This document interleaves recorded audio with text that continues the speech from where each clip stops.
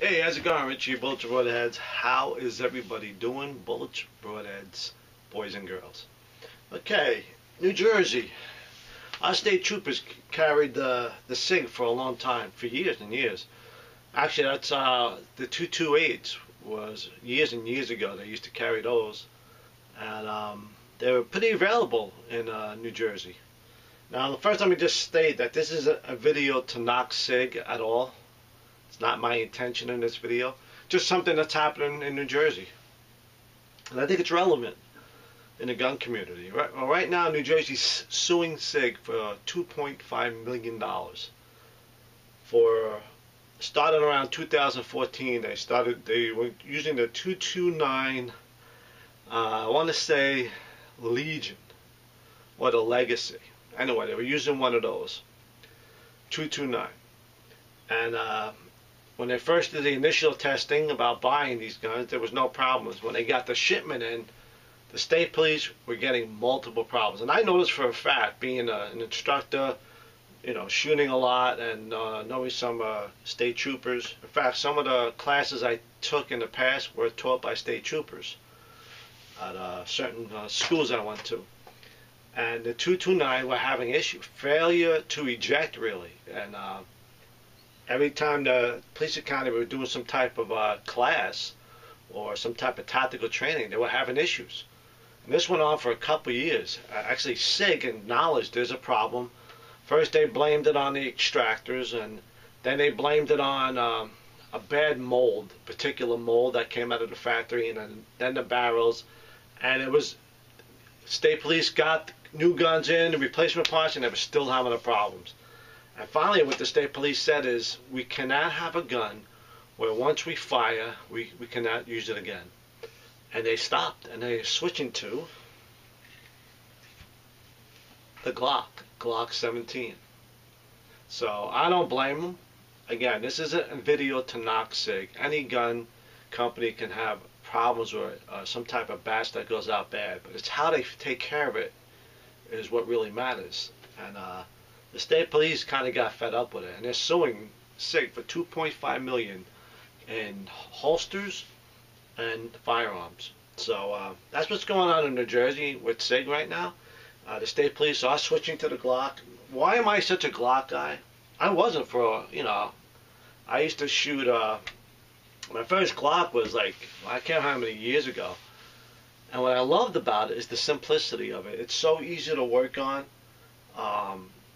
And that's what I love. Is the best gun, of all the, who knows? I'm not going to say it's the best of everything, but they're so simple.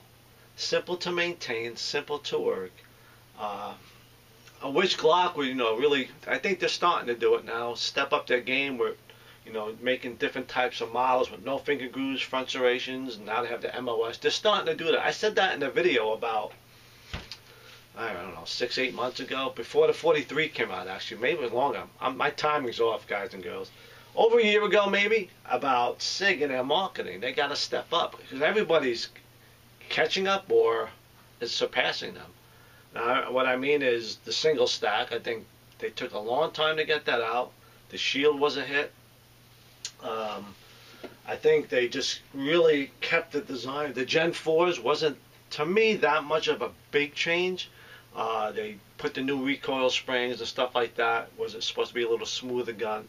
But I just think they should really step up the game with, different types of grips. I said that in the past. Serrations a lot. MOS, they're doing a lot now. But what's great about them is they're simple. I can do anything I want to this gun without taking it to a gunsmith.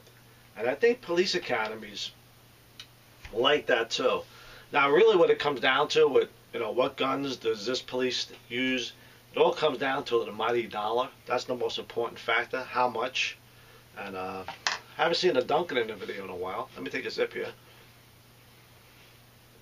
And that has a lot to do with it. And that's just not necessarily the best gun for that police academy, but the most affordable one. But in New Jersey, they kind of got fed up with the problems they were having, and they're switching to the GLOCK 17. And that's one of the reasons why I'm a big GLOCK fan. You can call me fanboy, whatever you want to say. It's just because they're so simple, and they're so easy to work on. and you can do whatever you want to these guns. That's the great thing about them. And all their parts are interchangeable. What the police academy are experiencing, a lot of the guys, a lot of police officers are not gun guys, and they're having problems fixing the problems themselves. So anyway, they switched to the Glock 17, and I hope Sig resolves this situation, because being anybody, police officer, armed civilian, home defense, you can't have a firearm that's unreliable, or you don't feel comfortable using it in a life and death situation. That's critical. So Sig, please take care of this problem. And again, this is not a video with the bad Sig, because the 320, I hear, is people love it and shooting it. And haven't seen or heard of any issues. But with the 229, there was an issue with the New Jersey State Police. So this is just a little story that's going on in New Jersey. I don't know if you guys and girls are aware of it, but I just thought I'd do a video on it, because it's related to the gun community. I think it's important.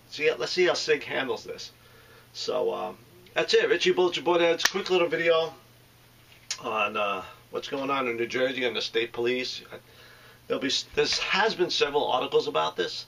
I've seen in papers and on the Facebook, and going on, and people are starting to hear about it. So I want to do my take on it, being I'm from New Jersey and I have heard of the issue myself. So that's it. Richie Bullets Your Boyheads, over and out.